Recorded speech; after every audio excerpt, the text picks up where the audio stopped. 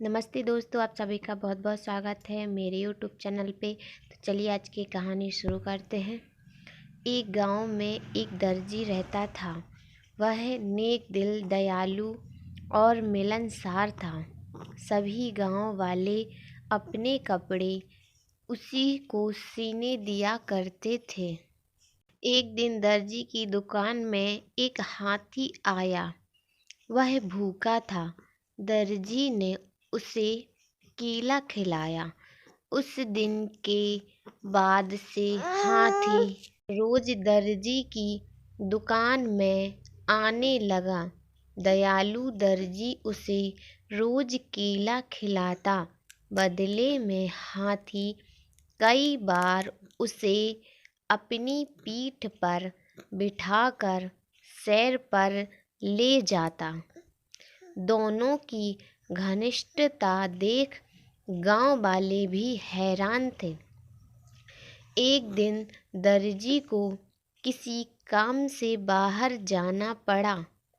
उसने अपने बेटे को दुकान पर बिठा दिया। जाते जाते वह उसे केला देते हुए कह गया कि हाथी आए तो उसे खिला। दर्जी का बेटा बड़ा शरारती था। दर्जी के जाते ही उसने केला खुद खा लिया। जब हाथी आया तो उसके शैतानी दिमाग में एक शरारत सूझी।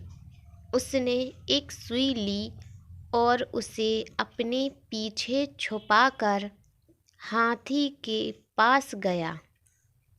हाथी ने समझा कि वह केला देने के लिए आया है, इसलिए अपनी सूंड आगे बढ़ा दी। उसके सूंड बढ़ाते ही दर्जी के बेटे ने उसे सुई चुभो दी। हाथी दर्द से बिलबिला उठा।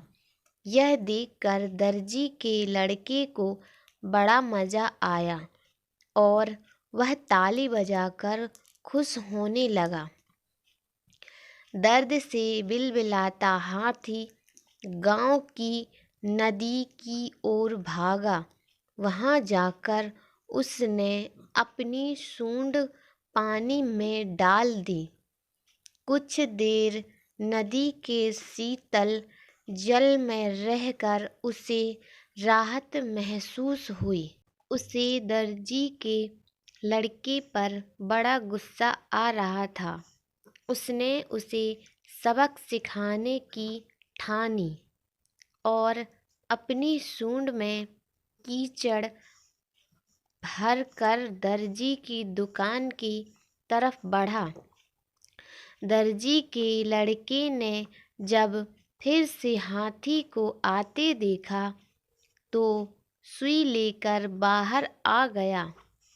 वह हाथी के पास आते ही उसे सुई चुभाने के लिए आगे बढ़ा, मगर हाथी ने सूंड में भरा कीचड़ उस पर उड़ेल दिया।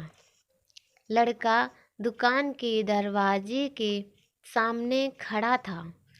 वह ऊपर से नीचे तक कीचड़ से लथपथ हो गया।